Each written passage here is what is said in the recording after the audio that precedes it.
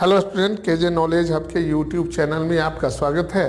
तो आइए आज हम लोग सामान्य ज्ञान के भाग 4 में 20 नए प्रश्नों के ऊपर चर्चा करते हैं। इसमें पहला प्रश्न है, फॉकलैंड धारा कहाँ प्रवाहित होती है?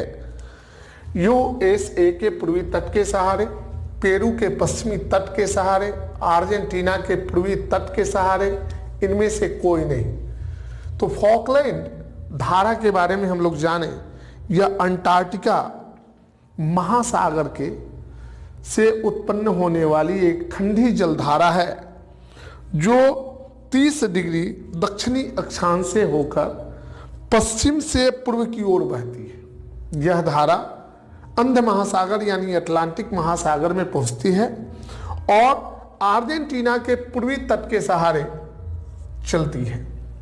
इसका उत्तर होगा अर्जेंटीना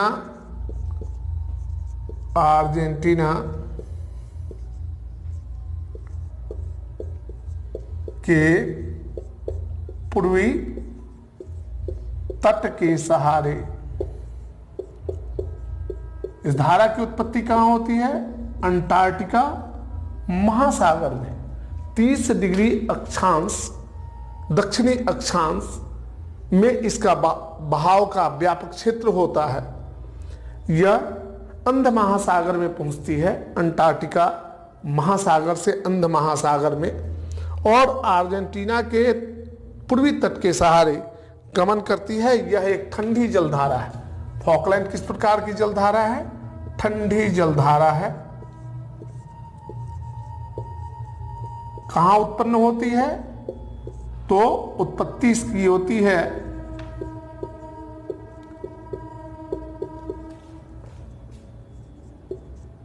अंटार्कटिका महासागर में, और बहाव की इसकी दिशा है पश्चिम से पूर्व। पश्चिम से पूर्व।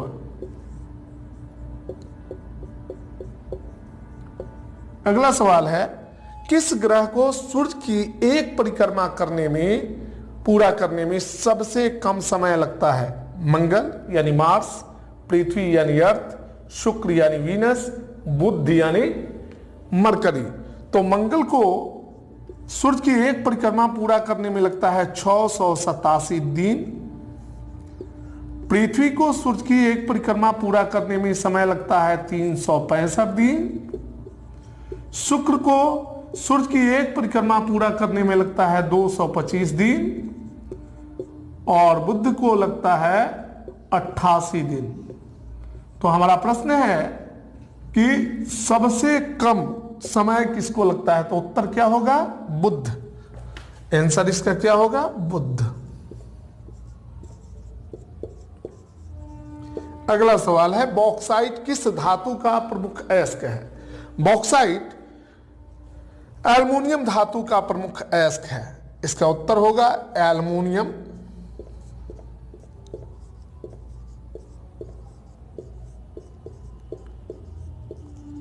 लोहा का प्रमुख अयस्क है हेमेटाइट, कॉपर का कॉपर पायराइट, जिंक का जिंक ब्लेंड। बायोगैस का मुख्य घटक क्या है? बायोगैस में क्या क्या पाया जाता है? बायोगैस में पाया जाता है methane plus carbon dioxide plus hydrogen sulphide plus water vapour यानी जलवाष्प। तो CH4 की मात्रा जो है इसमें 55 से 65% तक होती है। सबसे ज्यादा मात्रा मीथेन की होती है, इसलिए हमारा उत्तर होगा मीथेन। मीथेन बायोगैस का प्रमुख घटक जो है मीथेन गैस यानी CH4 है। मीथेन इसको पंख गैस या मार्स गैस भी कहा जाता है, क्योंकि दलदली स्थानों पर इस गैस की उत्पत्ति होती है। अब अगले प्रश्न को हम लोग देखते हैं। कारपोल किसका उपनाम है? लुई 16वां का, जार निकोलस द्वितीय का, नेपोलियन बोनापार्ट का, नेपोलियन तृतीय का। लिटिल कॉर्पोरल नेपोलियन बोनापार्ट को कहा जाता है? इसका उत्तर होगा नेपोलियन बोनापार्ट। नेपोलियन बोनापार्ट 1804 में फ्रांस का सम्राट बना। 1799 में, जब 1789 में फ्रांस की क्रांति हुई थी, तो 1799 में वह फ्रांस का कौंसल बना। 1804 में अपने आप को फ्रांस का सम्राट घोषित किया और विश्व के यूरोप के विभिन्न देशों में सैनिक कार्रवाइयों की शुरुआत की, और उसके कारण जो है यूरोप में राष्ट्रवाद का विकास हुआ। नेपोलियन 3 तथ्यों के आधार पर विश्व के यूरोप के विभिन्न देशों में अपनी सेनाओं को भेजा। ये था स्वतंत्रता, समानता और न्याय। इन्हीं 3 तत्वों के आधार पर विश्व में यूरोप के अधिकतर भागों में नेपोलियन की सेनाओं को लोगों ने तरजीह दी। लेकिन बाद में इससे यूरोप में राष्ट्रवाद का विकास होने लगा और सभी लोग अपने आप को राष्ट्रवादी बनाने लगे और धीरे धीरे राष्ट्रीय राज्यों का विकास हुआ। तो नेपोलियन बोनापार्ट, इसका उत्तर होगा नेपोलियन बोनापार्ट।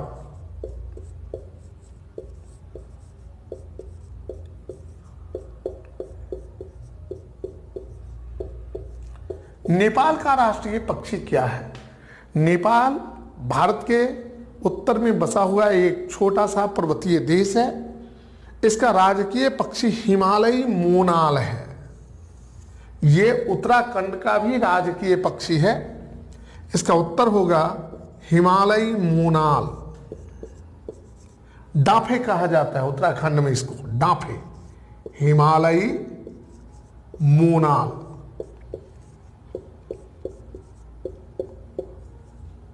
मोर भारत का राष्ट्रीय पक्षी है।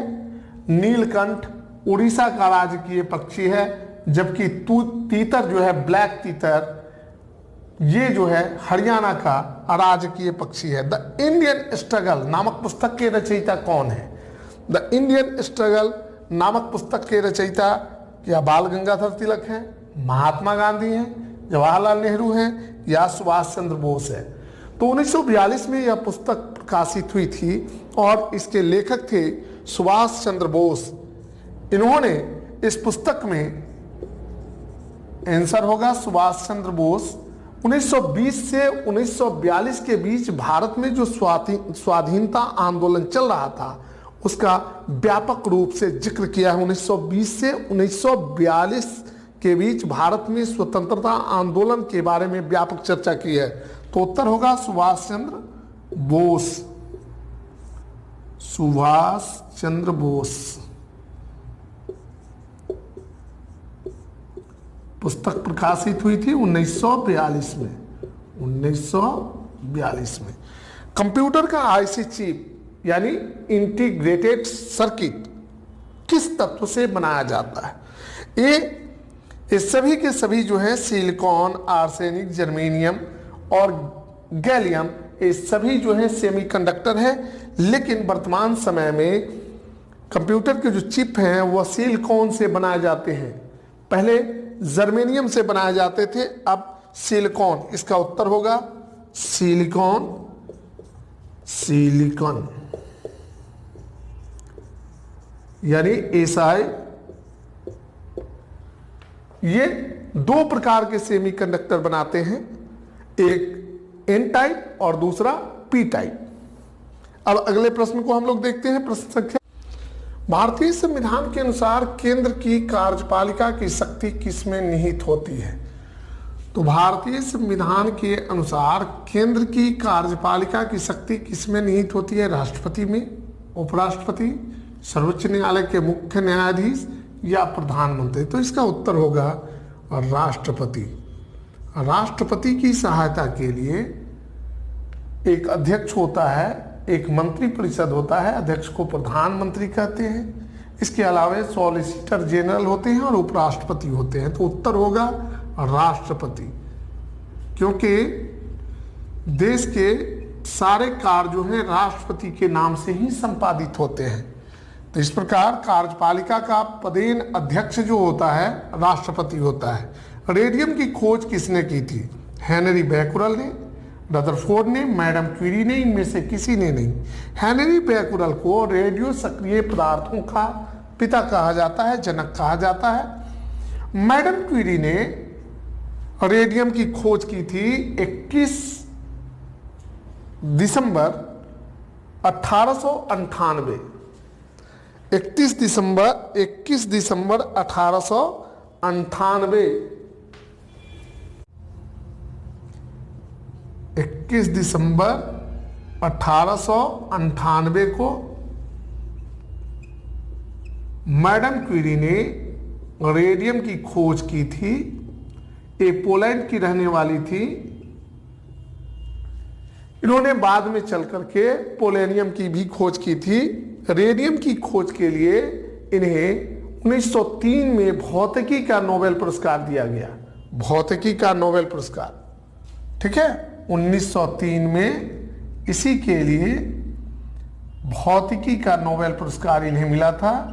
बाद में पोलेनियम की खोज के लिए, पोलेनियम एक रेडियो सक्रिय तत्व है, इसकी खोज मैडम क्यूरी के द्वारा की गई थी और उन्होंने इस रेडियो सक्रिय तत्व का नाम अपने देश के नाम पोलैंड के नाम पर पोलेनियम रखा। तो उसके लिए इन्हें फिर जो है रसायन विज्ञान का नोबेल पुरस्कार मिला था, भौतिकी का नोबेल पुरस्कार। ये पहली महिला थी जिन्हें भौतिकी और रसायन, विश्व की प्रथम महिला हैं जिन्हें दोनों नोबेल पुरस्कार प्राप्त हुए। भौतिकी का नोबेल पुरस्कार कब मिला था? 1903 में। पेप्सिन किस पोषक तत्व को पचाने में सहायक है? विटामिन को, वसा को, कार्बोहाइड्रेट को, प्रोटीन को? आंसर होगा प्रोटीन को। प्रोटीन पेप्सिन के साथ जब अभिक्रिया करता है तो इसको पेप्टाइड में बदल देता है। किस चीज में बदल देता है? पेप्टाइड में। यह आमाशय से स्रावित होने वाला एक एंजाइम है। पेप्सिनोजेन नामक एंजाइम की उत्पत्ति आमाशय में होती है। आमाशय से जठर रस निकलता है जिसमें HCl होता है। HCl के साथ पेप्सिनोजेन अभिक्रिया करके पेप्सिन बनाता है और यह पेप्सिन हमारे भोजन में उपस्थित प्रोटीन के साथ क्रिया करके पेप्टाइड में परिवर्तित कर देता है। भारत का प्रथम परमाणु बिजली घर कहाँ स्थापित हुआ? भारत का प्रथम और दक्षिण एशिया का प्रथम परमाणु बिजली घर 1969 में तारापुर में, ट्रॉम्बे के नजदीक एक जगह है तारापुर में स्थापित किया गया था अमेरिका के सहयोग से। तो इसका उत्तर होगा तारापुर। कब स्थापित हुआ? 1969 में अमेरिका के सहयोग से, संयुक्त राज्य अमेरिका के सहयोग से। अब हम लोग देखते हैं 13वां प्रश्न। 1969 USA के सहयोग से। ये एशिया का भी प्रथम परमाणु बिजली घर था। अब देखते हैं हम लोग 13 नंबर प्रश्न। राज्यसभा के वर्तमान उपसभापति कौन है? पीजे कुरियन, आनंद शर्मा, एम वेंकैया नायडू, हरिवंश नारायण सिंह। तो जैसा कि आप वो मैं जानकारी के लिए बतला दूं, पीजे कुरियन जो हैं इसके पहले राज्यसभा के उपसभापति थे, लेकिन वर्तमान में हरिवंश नारायण सिंह राज्यसभा के उपसभापति हैं। ये अपना दूसरा कार्यकाल गुजार रहे हैं। इसका उत्तर होगा हरिवंश नारायण सिंह। नारायण सिंह ये पहली बार 9 अगस्त 2018 को से 9 अप्रैल 2020 तक राज्यसभा के उपसभापति के रूप में कार्य किया। फिर इनका निर्वाचन 14 सितंबर 2020 को हुआ। वहां से अब तक ये राज्यसभा के उपसभापति हैं। अनटोल्ड स्टोरी के लेखक कौन है? B M Kaul, general B M Kaul, Shobha De, Arundhati Roy, Vikram Seth. तो इसका उत्तर होगा general B M Kaul. B M Kaul. ये सभी जो हैं अंग्रेजी भाषा के लेखक हैं, लेकिन जनरल बीएम कौल ने अनटोल्ड स्टोरी की रचना की। सेबी के वर्तमान अध्यक्ष कौन है? S K Mohanty, U K Sinha, M S Ahluwalia, Ajay Tyagi. तो इसका उत्तर होगा सेबी के वर्तमान अध्यक्ष का नाम है अजय त्यागी। अजय त्यागी। इन्हें इस पद पर बैठाया गया था, अजय त्यागी महोदय को, 1 मार्च 2017 को। 1 मार्च 2017 से 2017 से अब तक ये सेबी के अध्यक्ष हैं। और अगला सवाल है, भारत का मुख्य विधि अधिकारी कौन होता है?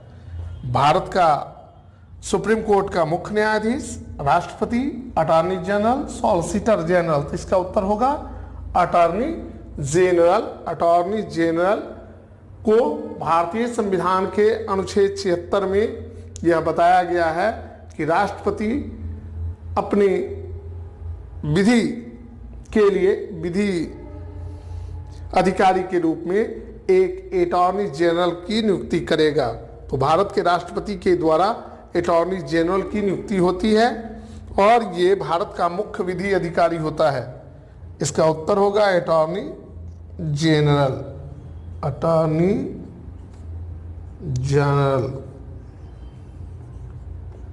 वर्तमान में भारत के अटॉर्नी जनरल हैं के वेणुगोपाल। के वेणुगोपाल।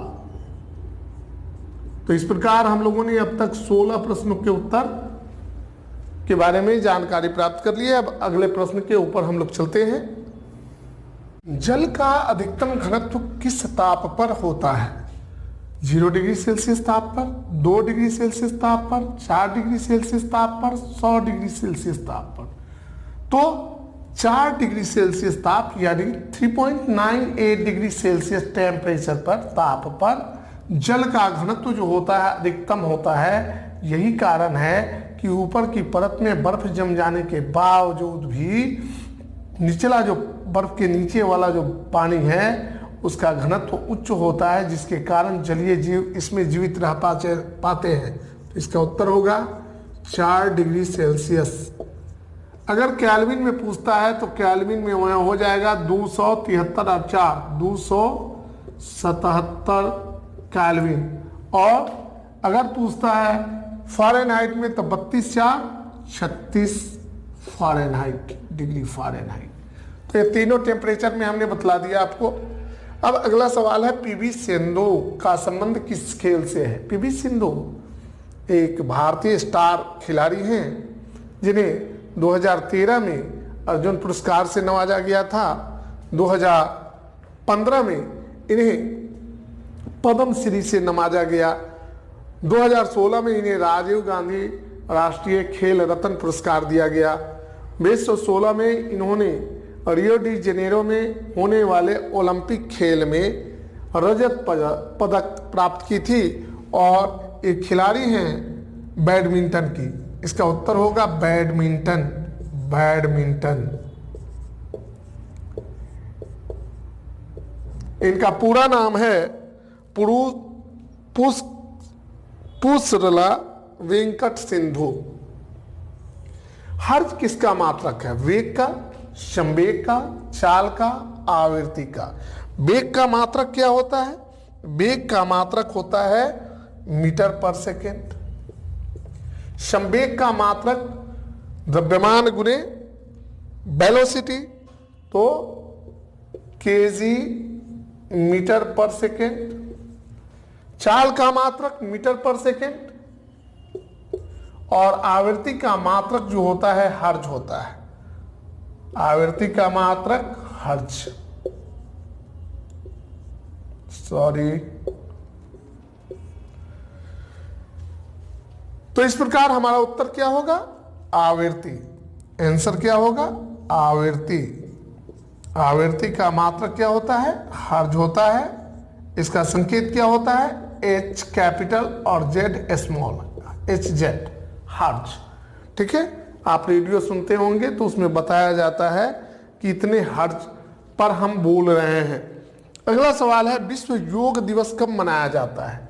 संयुक्त राष्ट्र संघ के 2014 के जनरल असेंबली के मीटिंग में विश्व योग दिवस मनाने की प्रस्ताव जो थी वह पास की गई और 2015 के से प्रत्येक वर्ष, उस समय से प्रत्येक वर्ष हम विश्व योग दिवस मनाते हैं ताकि संसार के लोग जो हैं स्वस्थ हों। ये दिनांक है 21 मई का, 5 जून का, 21 जून का, 14 सितंबर का। तो आपको बता देता हूं, 14 सितंबर को हम लोग हिंदी दिवस मनाते हैं, 5 जून को हम लोग विश्व पर्यावरण दिवस मनाते हैं, 21 जून को हम लोग विश्व योग दिवस के रूप में मनाते हैं। तो इसका उत्तर क्या होगा? विश्व योग दिवस हम लोग कब मनाते हैं? 21 जून को। ये कब से मनाया जा रहा है? 2015 से इसकी शुरुआत हुई, 2015 से इसकी शुरुआत हुई। संयुक्त राष्ट्र संघ ने 2014 में संयुक्त राष्ट्र संघ के जनरल असेंबली के द्वारा 2014 में इस प्रस्ताव को पारित किया गया। तब से विश्व के प्रत्येक दिवस संयुक्त राष्ट्र संघ के जो सदस्य देश हैं उन्होंने योग दिवस के रूप में 21 जून को एक योग दिवस के रूप में मनाने की शुरुआत की, इसकी शुरुआत हुई।